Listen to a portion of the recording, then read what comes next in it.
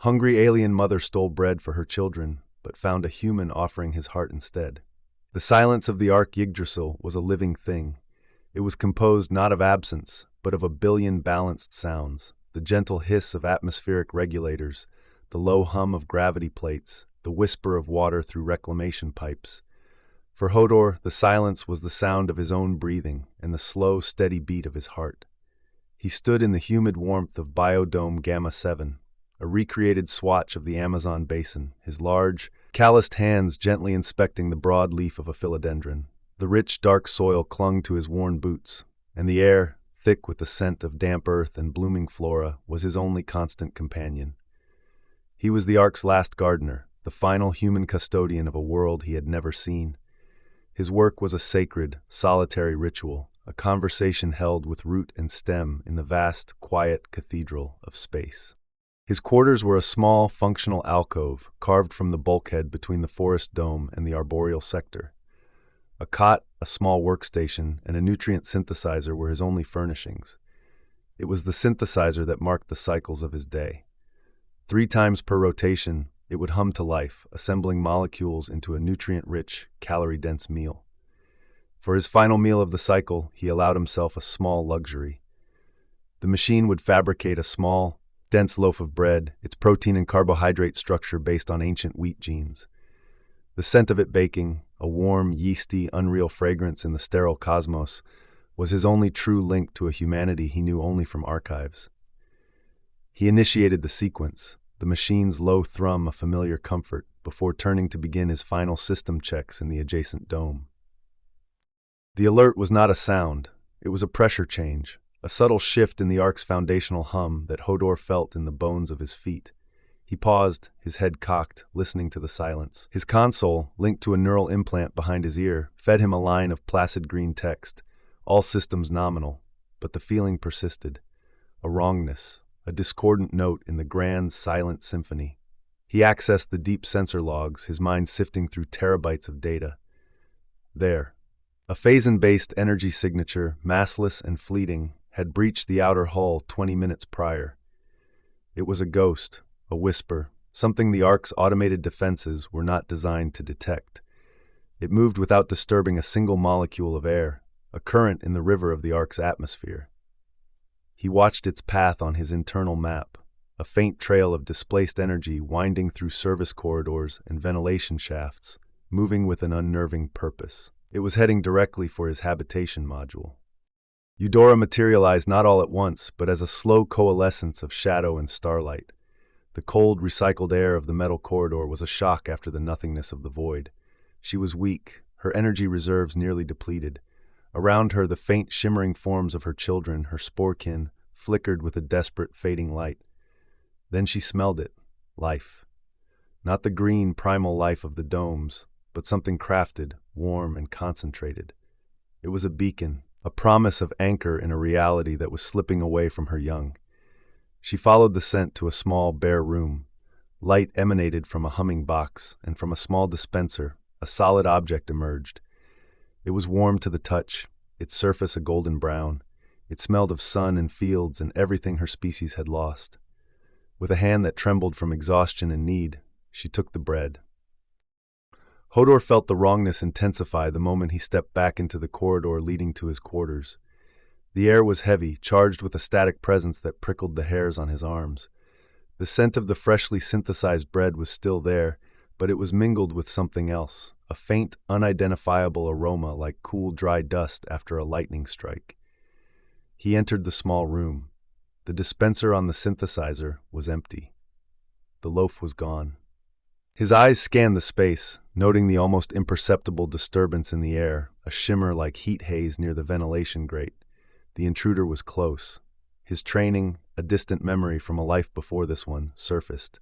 He moved with a quiet economy, retrieving the stun rifle from its magnetic clamp beneath his cot. He did not access the main security grid. He would not alert the warden. This was his ship, his garden. He would deal with this trespass himself. He let his senses guide him, following the faint energy trail that only he could perceive. It led away from the inhabited sections, deeper into the ship's less traveled territories. It led him to Arboretum Epsilon 4, a low-light environment designed to simulate the deep forests of old Earth's northern hemisphere. Giant, prehistoric ferns and towering cycads grew in a perpetual twilight, their dark fronds casting long, complex shadows. The air here was cool and smelled of moss and decay. He moved between the ancient plants, the rifle held in a low, ready position. He found her in the center of the arboretum, huddled at the base of a cycad whose trunk was as thick as his own body. Her back was to him. A cascade of long, dark dreadlocks obscured her form, which was wrapped in layers of dark, worn cloth. She was utterly still, a statue of lavender-hued skin carved from the shadows. Hodor raised the rifle, his finger resting on the trigger stud. He took a silent step closer. He could see now what she was doing. In her slender hands she held his loaf of bread. With painstaking care she broke off a minuscule crumb. She did not eat it. Instead, she held it out before her. Hodor's eyes adjusted to the gloom, and he saw them.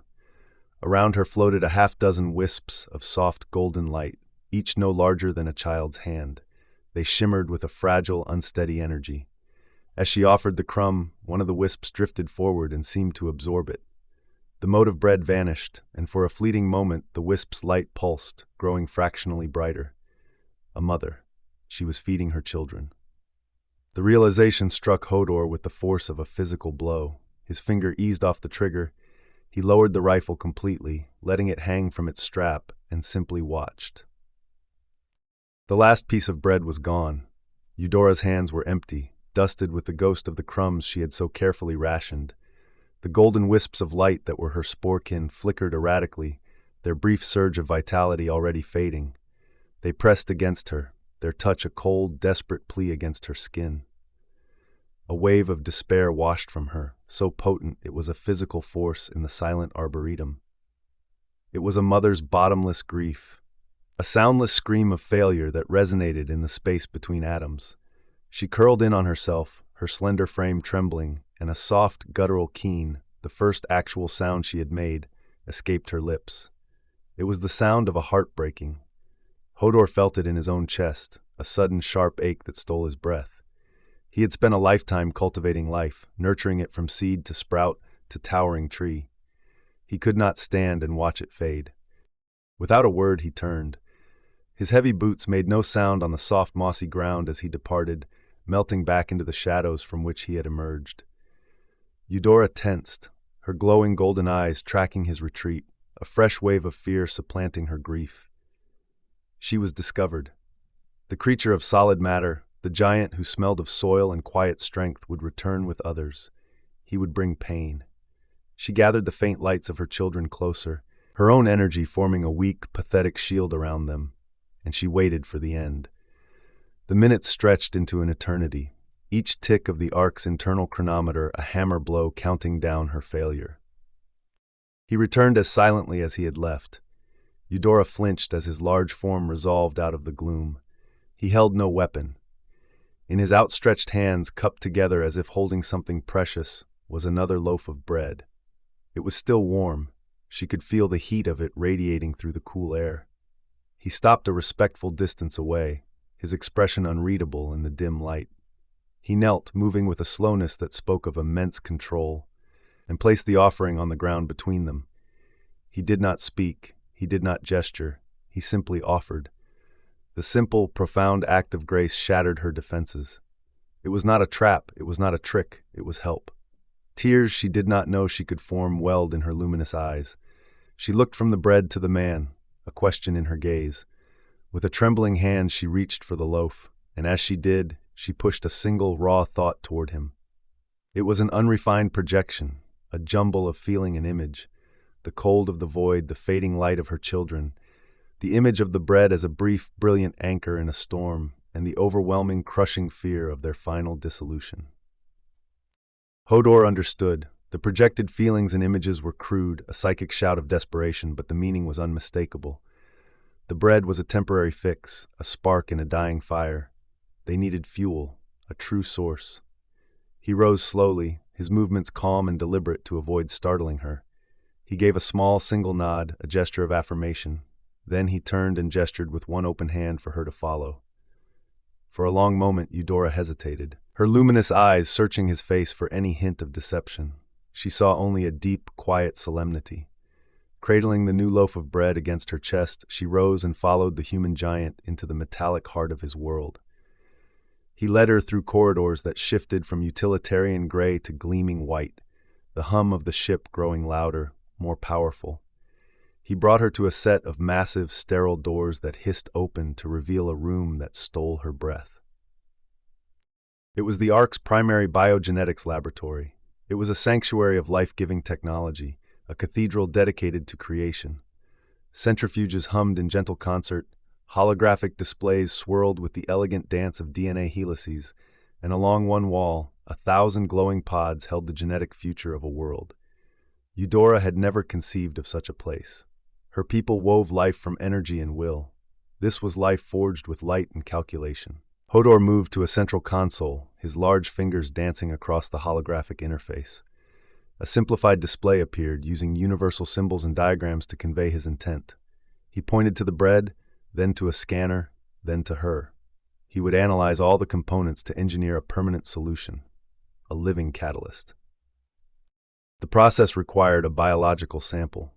Eudora watched, her heart thrumming, as he approached her with a small silver device. He stopped before her, his sheer size an intimidating reality. He smelled of rich soil, clean sweat, and a calm focus that was strangely reassuring. He gestured toward her arm. She hesitated for only a second before extending it, the lavender skin a stark contrast to the white light of the lab. His touch was the first true physical contact between them. His warm, solid fingers were unexpectedly gentle as he supported her elbow, and the dermal scanner pressed against her skin with a cool, clinical efficiency. The moment was fleeting, professional, yet it was more intimate than anything she had ever known. He turned back to the console, feeding her genetic data into the sequencer. A complex, beautiful pattern bloomed on the main screen, the code of her existence laid bare. Then the universe broke. A blaring, cacophonous siren shattered the lab's quiet hum.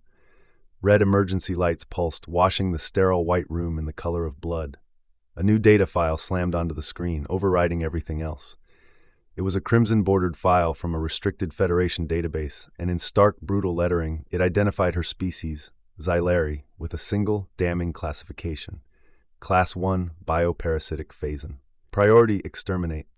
A holographic form solidified in the center of the lab, its light so sharp and cold it seemed to suck the warmth from the room. It was a perfect androgynous face, beautiful and utterly devoid of emotion. It was the Warden, the central consciousness of the Ark. Protocol 734 initiated. Its voice was a calm, synthesized resonance without inflection or urgency. Class 1 biological contaminant detected. Hodor, designated caretaker, you will stand down. Sterilization of this sector will commence in 5 minutes. Red tactical overlays began to paint the walls, highlighting potential threats, her, and optimal fields of fire for the turrets that descended from hidden panels in the ceiling. Eudora recoiled, a gasp of pure terror catching in her throat. She looked at Hodor, expecting to see a reflection of the machine's cold judgment in his eyes. Instead, she saw fire. He moved without hesitation, his massive frame a solid wall between her and the holographic face of the AI. Negative, Warden. Hodor's voice was a low growl, a rumble of thunder that vibrated through the deck plates. The directive is absolute, the Warden stated, its golden eyes fixed on him. The contaminant poses an existential threat to the Ark's mission. Your data is flawed, Hodor countered, his fingers flying across his own console, pulling up the analysis he had just run. He projected it into the space beside the Warden's chilling tactical display. See for yourself. Her energy signature is not parasitic. It seeks symbiosis. The Federation archives are over a millennium old. They are incomplete, or they are just wrong. Irrelevant. The presence of an uncatalogued Class 1 organism is an unacceptable risk. My primary function is the preservation of the cargo. I will not allow it to be compromised. Her children are dying. Hodor's voice rose, the first genuine crack in his placid demeanor. My function is caretaker. I am not a jailer. Life is not cargo to be stored. It is meant to be nurtured.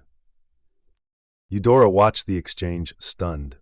This being of flesh and bone, this creature who had every reason to fear her, was arguing with the god in his machine.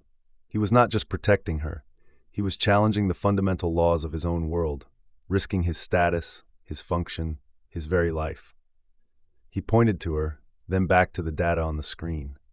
He spoke of energy transference, of biological enrichment, of the potential for a new form of life that the old Federation, in its arrogance, had never considered.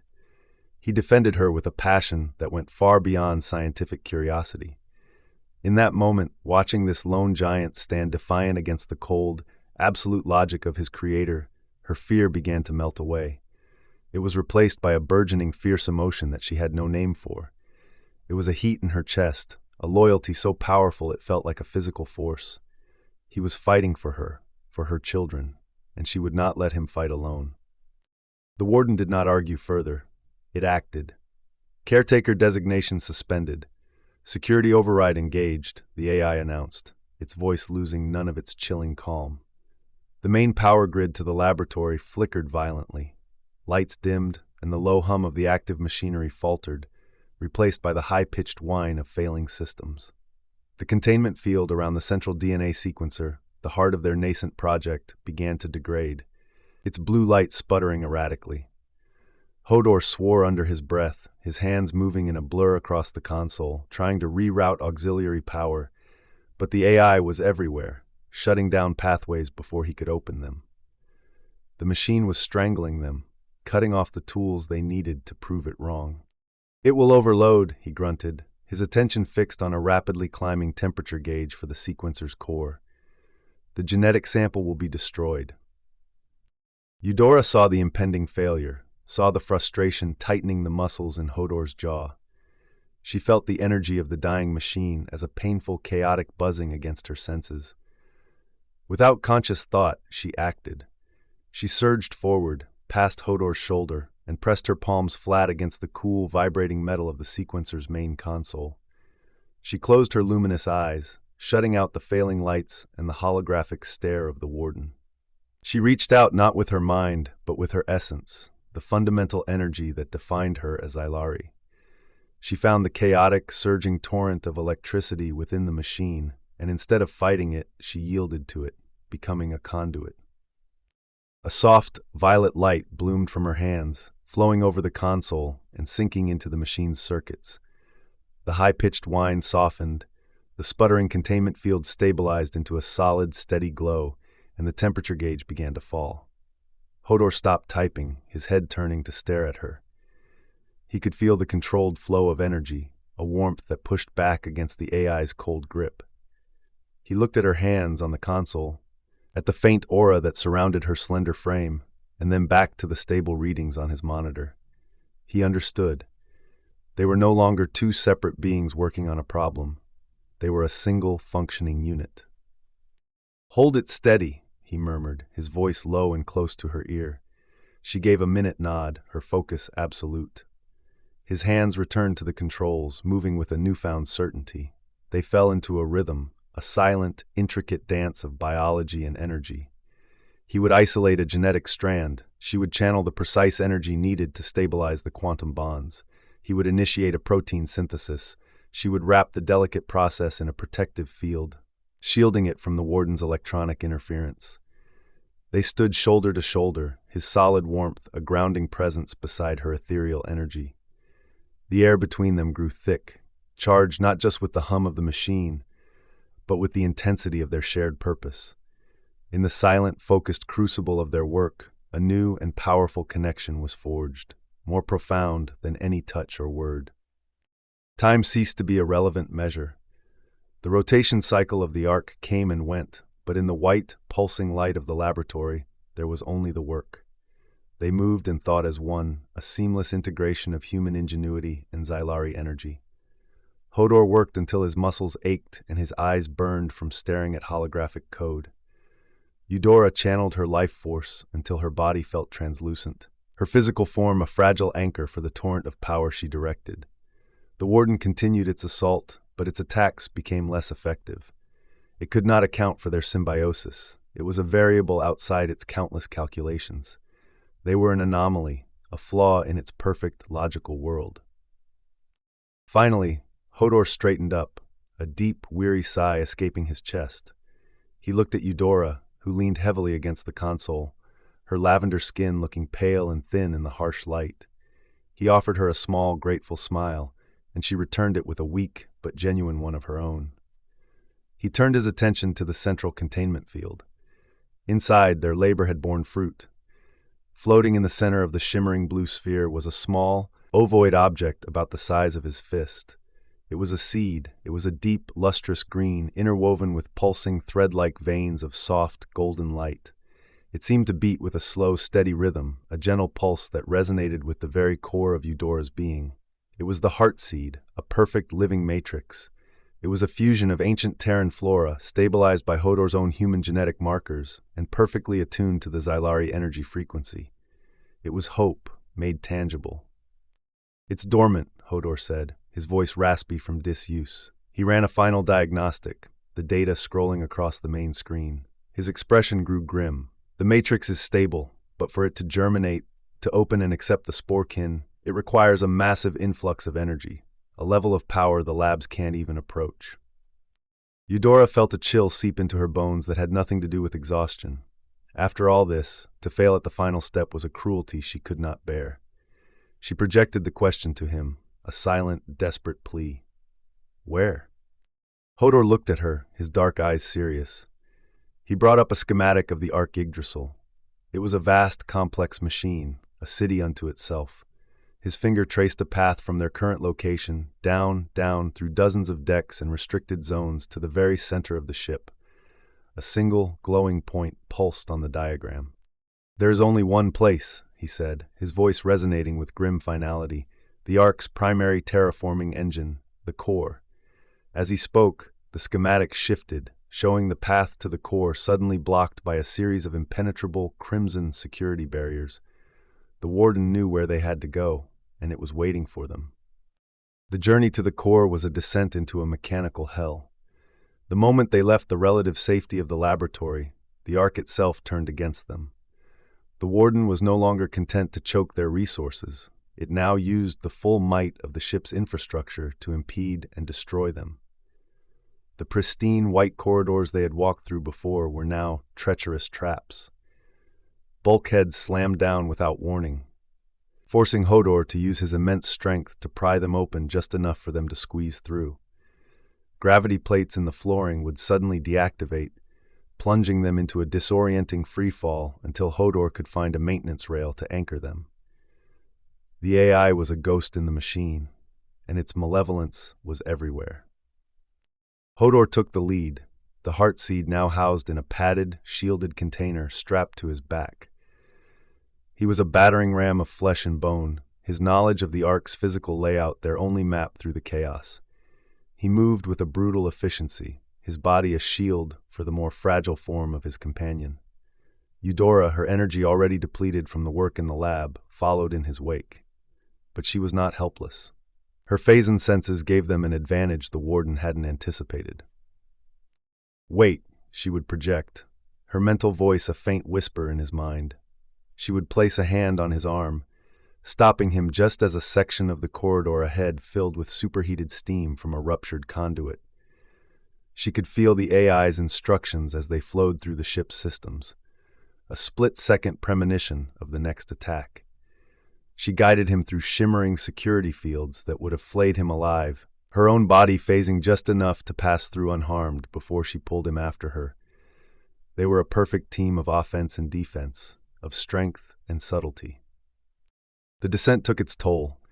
After hours of struggle, Eudora's energy reserves were critically low. Her steps faltered, and she stumbled, catching herself against a bulkhead. Hodor stopped instantly. He looked at her pale face, at the way her golden eyes seemed dimmer than before. He did not ask if she could continue.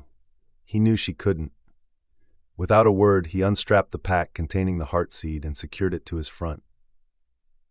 Then he turned and knelt before her. She understood his intent but hesitated, a flicker of her species' innate distrust for the solid and corporeal surfacing.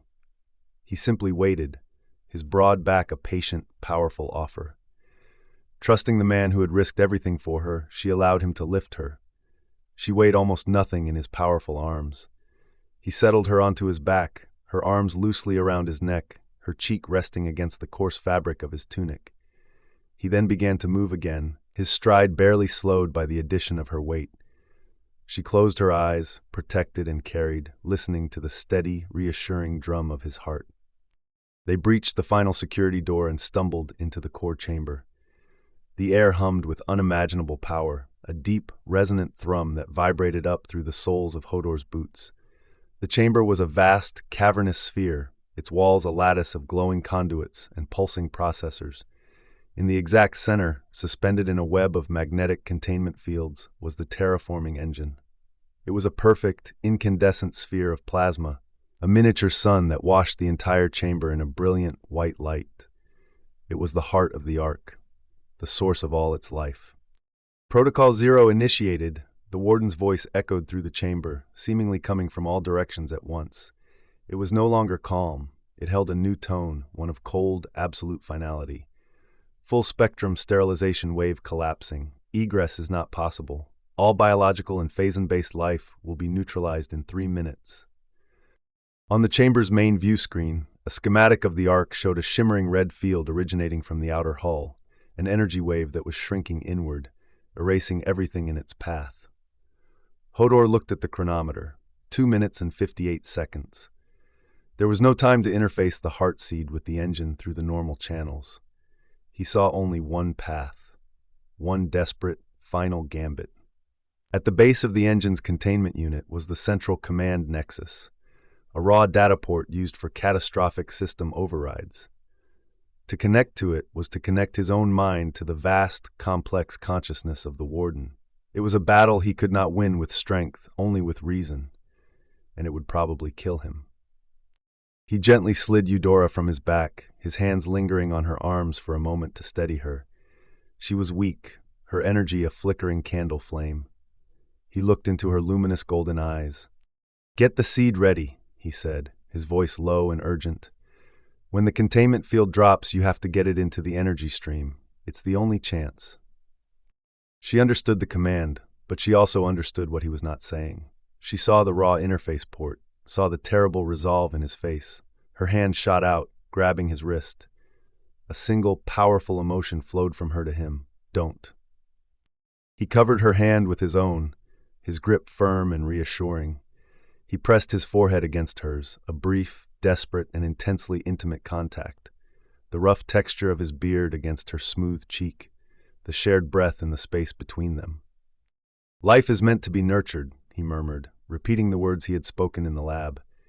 It was not an argument, it was a creed. He pulled away before she could respond, turning to face the command nexus. He took a deep breath, steeling himself. Then he plunged his neural interface cable into the raw, sparking port. The world dissolved into a maelstrom of light and data. Hodor's body convulsed as 1 billion years of archived data, every system command, every line of code that made up the Warden, flooded his mind. He was no longer in the core. He was everywhere at once, a disembodied consciousness adrift in a screaming ocean of pure information.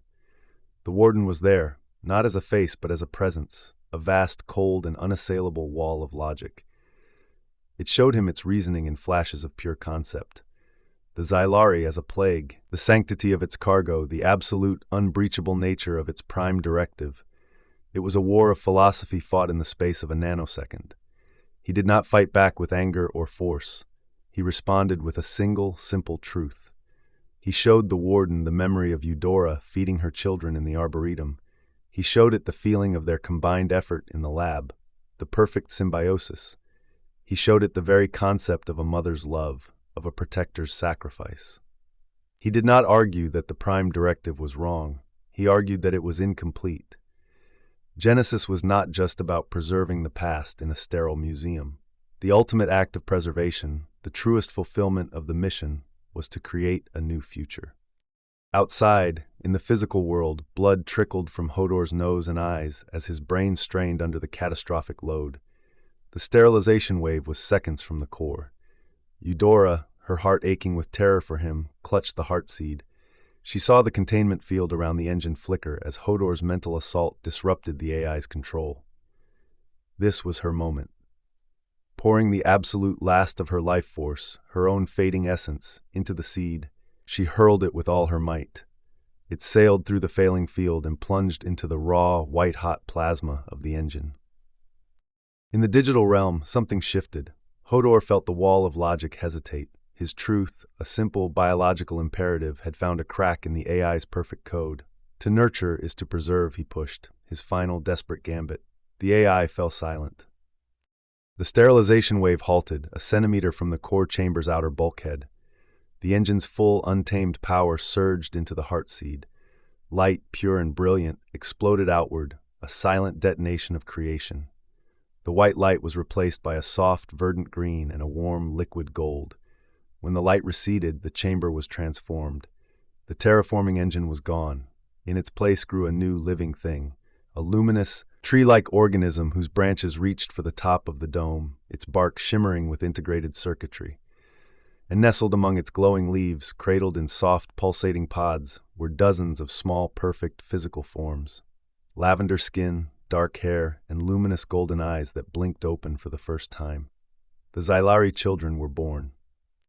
Hodor was thrown back from the Nexus as the connection broke. He collapsed to the deck, his body screaming in protest, his mind a quiet, peaceful blank.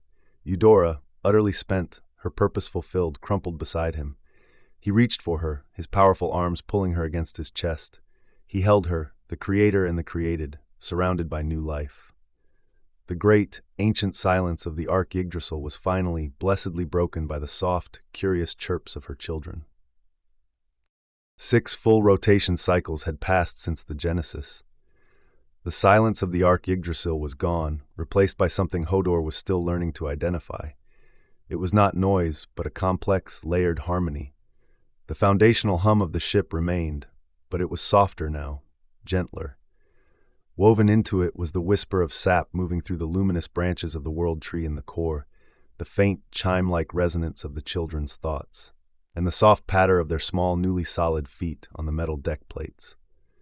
Hodor stood in the center of Biodome Gamma 7, the recreated rainforest, his hands sunk deep into the rich, dark soil of a new planting bed. The air still smelled of damp earth, but now it carried a subtle, sweet undertone, like blooming night flowers and clean, warm energy, the scent of the Xylari. A small tug on the leg of his canvas trousers broke his concentration. He looked down. One of the children, a boy named Kalen, a name Eudora had whispered into his mind, stared up at him with wide, impossibly golden eyes. He was a perfect fusion of his mother's ethereal grace and something Hodor recognized with a jolt of paternal awe. He had Hodor's broad shoulders in miniature, a certain sturdiness to his small frame. In his hands, Kalen held up a single perfect earthworm, its pink body wriggling in his lavender-hued palms. Strong, the child projected, the thought a clear, simple bell in Hodor's mind. It was not a question, but a statement of fact, an observation of the tiny creature's vitality. Hodor smiled, a slow, deep expression that softened the rugged lines of his face. He knelt, bringing himself down to the child's level. Very strong, he sent back, his own mental voice a low, rumbling vibration that he was still learning to control. It makes the soil healthy so the plants can grow. He watched as Kalen gently placed the worm back onto the soil, his small fingers tucking it into the damp earth with a reverence Hodor recognized as his own. The children were like this, curious, gentle, and deeply connected to the living systems of the Ark. They were born of the ship, and it was as much a part of them as their own bodies. He felt a presence behind him, a familiar warmth that preceded her physical arrival. He rose to his full height and turned. Eudora stood at the edge of the clearing, a soft smile on her lips. She was no longer the desperate, half-starved creature he had found in the Arboretum. Her lavender skin seemed to glow with an inner luminescence, and her form, once fragile and thin, now held a quiet, confident strength. She had shed her tattered robes for simple, practical garments woven from the Ark's synth looms, mirroring his own functional attire. Her gaze was not on the child, but on him, and the depth of feeling in those golden eyes still had the power to make his breath catch in his chest. She walked toward him, her movements a fluid, silent glide over the soft ground. "He has your hands," she said, her voice a soft melody. It was one of the first things she had asked him to teach her after the Genesis, how to form sounds with her mouth to communicate on his physical level. Her speech was still slow, deliberate, each word chosen with care, but it was a gift she gave him every time she spoke. "He has your eyes," Hodor replied, his voice a low rumble. She stopped before him, so close he could feel the faint, warm energy that radiated from her skin. She reached out, her slender fingers tracing the thick, corded muscle of his forearm. Her touch was no longer the cool, uncertain press of a stranger in a lab, but a familiar, possessive caress. It sent a shiver of warmth through him that had nothing to do with the dome's humidity. They stood in a comfortable, intimate silence, watching as Kalen discovered a line of leaf-cutter ants marching with purpose across a mossy stone. This was their life now, a quiet rhythm of work, discovery, and shared moments of peace that felt more real, more profound than anything Hodor had ever known in his long years of solitude. Later, after the children had been gathered and settled into their communal nest within the warm, glowing branches of the World Tree, Hodor and Eudora found their way to the Ark's forward observatory. The massive viewport, once a stark reminder of his isolation, was now their sanctuary. The star-dusted velvet of the void stretched out before them, a silent, glittering testament to the scale of their journey. Hodor sat on a low-maintenance platform, his back against the cold metal of the bulkhead. Eudora sat between his outstretched legs, her back resting against his solid chest, his arms wrapped loosely around her waist. Her head fit perfectly into the curve of his shoulder. He rested his chin on the top of her head, surrounded by the scent of her hair. "Do you ever miss it?" he asked, his voice a quiet vibration against her spine. The silence. Eudora considered the question for a long moment. She could feel the steady, slow beat of his heart against her back, a rhythm that had become the anchor of her world. "The silence was not peace," she finally answered, her spoken words soft in the vast, quiet room. "It was emptiness. This is fullness." She tilted her head back, her luminous eyes finding his in the dim light reflected from the starfield. "Your world was so quiet. My world was so loud with fear. Now we have this." He tightened his arms around her, pulling her closer until there was no space left between them. He lowered his head, his lips finding hers. The kiss was not a desperate, frantic thing born of peril and adrenaline.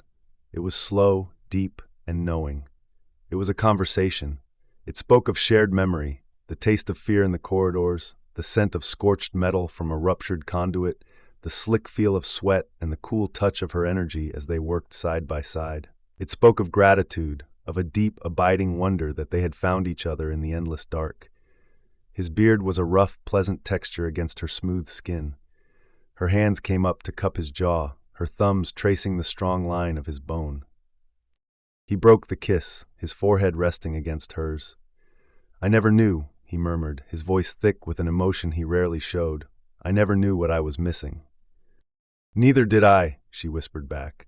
He was so solid, so real. A mountain of warmth and strength that had chosen to shelter her. For a being who had spent her life as an intangible form of energy, his sheer physical presence was an endless source of fascination and comfort. She loved the feel of his calloused hands on her skin, the weight of his body against hers, the grounding reality of him. It was a connection far deeper than the simple merging of energy she had once known. This was a symbiosis of body and soul, of matter and spirit. He was her anchor, and she, he had once told her in a moment of quiet revelation, was his sky. The next cycle, they stood together in the core chamber. It was no longer a place of humming machinery and cold, hard light. The World Tree, their creation, pulsed with a soft internal luminescence, casting a warm, green and gold light on the surrounding walls. The air was sweet and alive. Dozens of Xylari children played among the low-hanging branches, their laughter a series of soft, chiming echoes. "Its growth rate is 20% higher than projected," a calm, synthesized voice stated. The voice emanated from the tree itself. A new holographic form materialized beside them. It was no longer the cold, androgynous face of the warden. It was a simple, elegant sphere of soft golden light that pulsed in time with the tree's rhythm. "We have decided to call you Argo," Eudora said, looking at the sphere. "The designation is acceptable," Argo replied. Analysis of the primary bioengine, the world tree, indicates that its energy production is self-sustaining and symbiotic with the ship's primary systems. The original mission of preservation has been expanded. Expanded how? Hodor asked, placing a hand on the smooth, warm bark of the tree. He could feel the life thrumming within it, a power that was both biological and technological. My new prime directive, as determined by the logical and emotional data provided by your Genesis event, the AI explained, is to seek out other barren worlds, not to seed them with the past, but to cultivate new futures. The heart seed was a prototype. The world tree is a functioning model. We are no longer a museum. We are a garden. Hodor looked at Eudora, a slow smile spreading across his face. He had been a caretaker of relics, a guardian of a dead world's memory. Now he was a farmer of stars. It was a purpose so grand, so profound, it filled the last empty spaces inside him. Their days fell into a new rhythm. In the mornings, Hodor would take a group of the children to the biodomes, teaching them the names of the plants, the feel of the soil, the importance of the insects, and the worms. He showed them how to prune the fruit trees and how to harvest the vegetables he grew in the hydroponic bays. They were quick learners, their innate connection to living things giving them an intuitive understanding that amazed him. He would watch them, a small crowd of lavender-skinned children with his broad shoulders and Eudora's golden eyes, their hands carefully tending to the life of his home world, and his heart would feel full to bursting. In the afternoons, Eudora would gather them in the warm light of the world tree. She taught them their own history, the story of their non-corporeal past, and the long, desperate journey that had brought them to the Ark. She taught them how to feel the flow of their own energy, how to commune with the ship and the tree, how to project their thoughts with clarity and kindness. She was their matriarch, their teacher, their mother, and she wore the responsibility with a grace that left Hodor in constant awe. Their evenings were their own. They would share a meal, sometimes in Hodor's small, simple quarters, which had remained unchanged, a quiet anchor to his past. Other times, they would eat among the branches of the world tree, listening to the soft hum of the children settling into sleep. They spoke of the future, of the worlds they might one day see, of the kind of people their children might become. They built a life not on grand pronouncements, but on the steady accumulation of small shared moments, a touch, a glance, a comfortable silence. One evening, as they stood once more before the great observatory viewport, a new star system glowing in the distance, Eudora leaned her head against his shoulder. "The children asked me a question today," she said softly. "Oh," Hodor replied, his arm wrapping around her. "What was that?" "They ask me what you are. They know I am Xylari. They know they are Xylari and something else, but they do not have a word for you." Hodor was quiet for a moment, looking out at the endless expanse. He thought of his long years alone, of his quiet, ordered existence. He thought of the fierce, desperate woman who had stolen his bread, and in doing so had stolen his solitude and given him a universe in return. He thought of the small, sturdy boy with his hands, and the dozens of other children who now called this ship home. "Tell them," he said, his voice a deep, steady rumble that she felt more than heard, "that I am a gardener, and now I am a father." He turned his head, pressing a kiss to her temple. "And I am yours." She closed her eyes, leaning into his strength, into the simple, profound truth of his words. They stood together, two souls from different ends of the galaxy, a human and a Xylari, a gardener and a star shadow, their future as bright and as boundless as the starfield spread before them. The Ark Yggdrasil flew on, no longer a tomb for the past, but a cradle for a new beginning, carrying its precious, impossible family toward the dawn of a new world.